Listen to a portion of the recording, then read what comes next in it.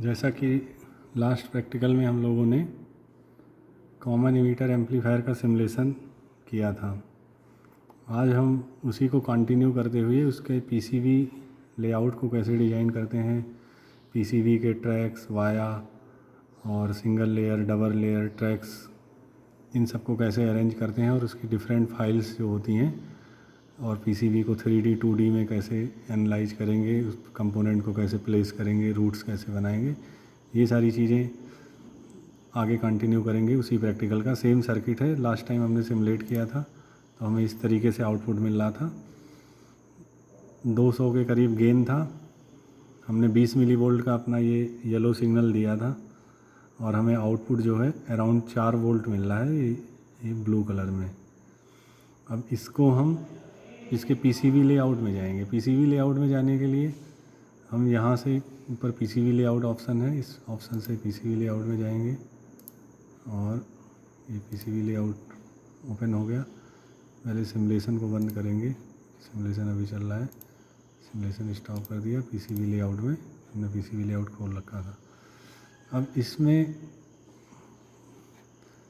Square PCB हमें बनानी है, मतलब रेक्टेंगल शेप में, तो रेक्टेंगल शेप सेलेक्ट करेंगे यहाँ साइड से और इसके बाद इसका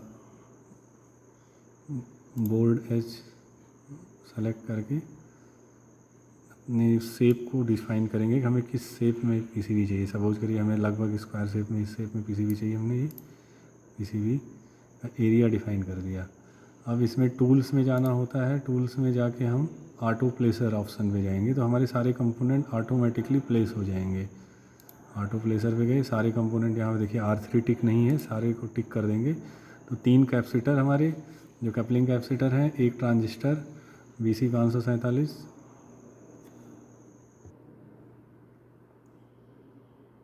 और 4 रेजिस्टेंस, ये सारे जो है कंपोनेंट्स यहाँ से हमने टिक कर दिए। अगर कोई टिक नहीं हो तो उसे टिक कर देना होता है, मतलब सेलेक्ट कर लेना होता है। इसके बाद हमने ओके कर देंगे। तो ओके करने पे ये हमारे सारे कंपोनेंट ये प्लेस हो गए, ऑटोमेटिकली प्लेस हो गए लोकेशन वाइज। जैसे यहाँ पे हमारा कैपेसिटर तीनों प्लेस कर दिया है उसने, चारों रेजिस्टेंस यहाँ प्लेस कर दिए हैं और एक ट्रांजिस्टर यहाँ पे प्लेस कर दिया है Q1।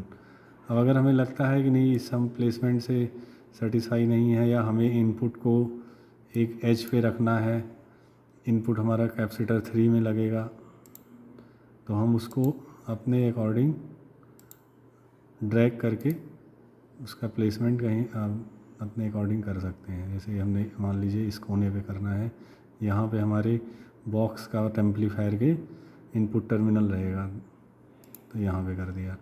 मान लीजिए ट्रांजिस्टर को हम यहाँ के बजाय ड्रैग करके अपने अनुसार भी हम ड्रैग कर सकते हैं। तो इस तरीके से प्लेसमेंट हो गया है सारे ऑब्जेक्ट का। चारों रेजिस्टेंस हैं यहाँ पे और ये कैपेसिटर 1, कैपेसिटर 2, एक कैपेसिटर को भी हम ड्रैग कर देते हैं, थोड़ा अलग कर देते हैं। कैपेसिटर 1 हो गया, कैपेसिटर 2 हो गया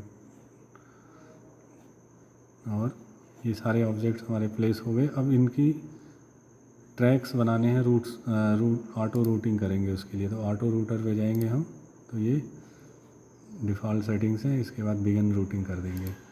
बिगिन रूटिंग करते ही देखिए रूटिंग हो गई और ये रूट्स जनरेट हो गए। हम देखें तो ये इसमें ये जो ब्लू कलर के रूट्स हैं ये सारे टॉप लेयर पे हमें मिलेंगे, और जो रेड कलर में रूट्स होंगे, जैसे ये C1 से R3 जुड़ा है, C1 से R3 का सेकंड सिरा जुड़ा है, जो इमीटर रेजिस्टेंस था C1, तो ये रेड कलर में है तो डैट मीन्स टॉप लेयर पे रहेगा, और जो ये ब्लू कलर है वो बॉटम लेयर पे रहेगा। तो इस तरीके से सारे पाथ हमारे रूट्स क्रिएट हो गए। ये यहाँ पे ट्रांजिस्टर से ये रेड कलर में देखिए रूट्स जनरेट हो गए हैं। अब इसको 3D में जब हम एनालाइज करेंगे तो हमें और समझ में आएगा। तो इसका 3D व्यू यहाँ से देखेंगे, 3D विजुलाइजेशन करेंगे। 3D विजुलाइजेशन में ये हमारे कंपोनेंट्स तीनों कैपेसिटर C1, C2, C3 और ये Q1 हमारा, जूम करेंगे थोड़ा समझ में आएगा। हाँ, Q1, C1, C2, C3 और ये चारों रेजिस्टेंस। अब ये टॉप में कुछ रूट्स बने हैं और कुछ रूट्स बैक साइड में प्लेस हुए हैं। तो इस तरीके से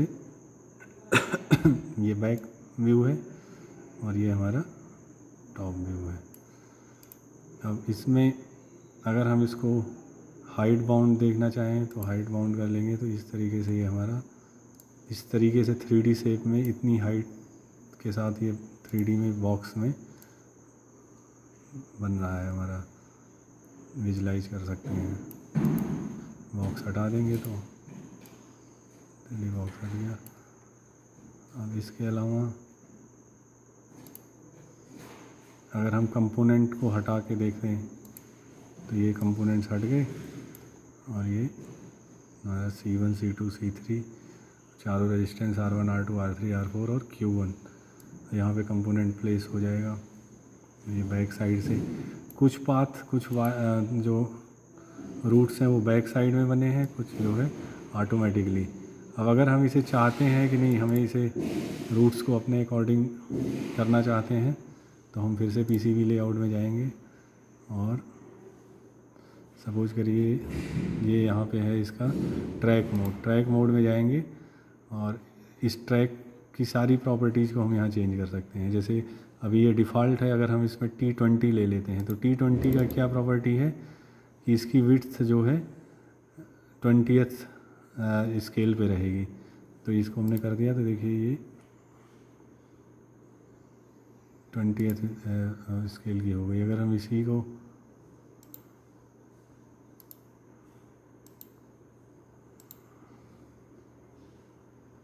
ट्रैक स्टाइल हमने T70 कर दी, T80 कर दी थोड़ा सा, ये देखिए ये ट्रैक की विड्थ बढ़ गई। ऐसा हम कब करते हैं, अगर हमें पता है कि इस पर्टिकुलर पाथ से ज़्यादा करंट जाएगी करंट एनालिसिस करने के बाद, तो हमें उस ट्रैक की विड्थ को उसी हिसाब से रखना होता है।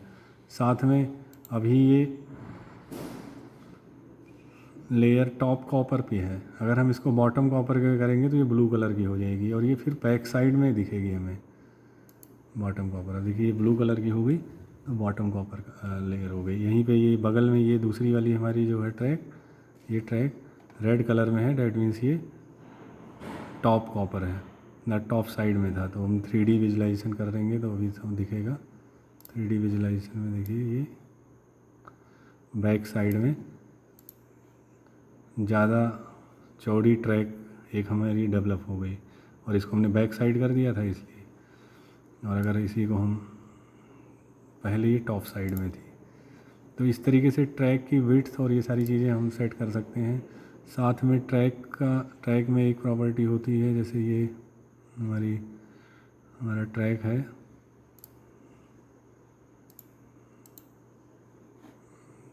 ट्रैक व्यू में जाएंगे और ये ट्रैक इसको इसमें ये मीटर है। अभी अगर हम अनमीटर कर देंगे तो ये ट्रैक हमारा अनमीटर हो गया इस समय, क्योंकि 90 डिग्री पे टर्न ले रहा है। अगर यही हम इसको मीटर कर देते हैं तो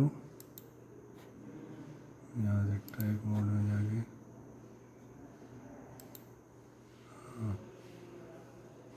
मीटर कर देते हैं तो ये टर्न 90 डिग्री के बजाय 45 डिग्री का टर्न होता है, जैसा कि PCB में होना चाहिए। शार्प टर्न अलाउड नहीं होता है। तो इस तरीके से PCB लेआउट डिज़ाइन हो जाती है और इसका 3D विजुलाइजेशन हो जाता है। कंपोनेंट्स के साथ अगर देखना है तो हम यहाँ से कंपोनेंट पिक कर देंगे। अब ये हमने कंपैरेटिवली काफ़ी बड़ी PCB शुरू में सेलेक्ट कर ली थी और कंपोनेंट की प्लेसिंग देख लेते हैं। एक चीज़ इसमें होती है कि अब हम इसमें बहुत सारी इसकी फाइल्स होती हैं, जैसे इसका via track Gerber file generate करना और pick and place file generate करना, जनरेट टेस्ट पॉइंट फाइल। तो जनरेट गर्बर फाइल, जैसे हम ये गर्बर फाइल जनरेट करेंगे तो टेस्टिंग करके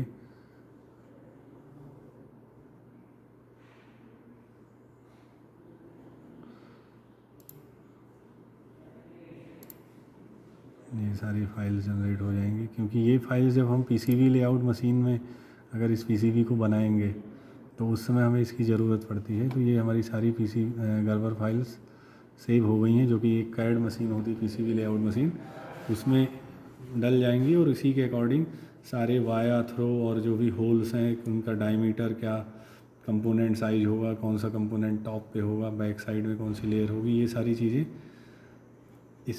इन फाइल्स में जो हमने फाइल सेव करी हैं गर्वर फाइल, इसमें सेव हो जाती हैं।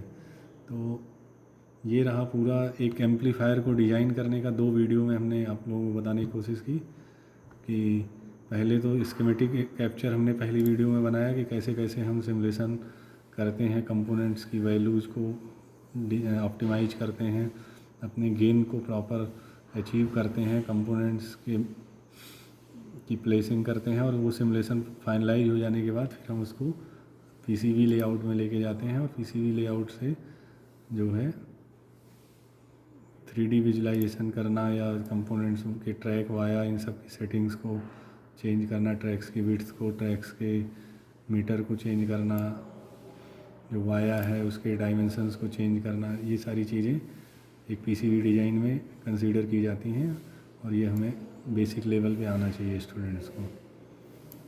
तो ठीक है, धन्यवाद।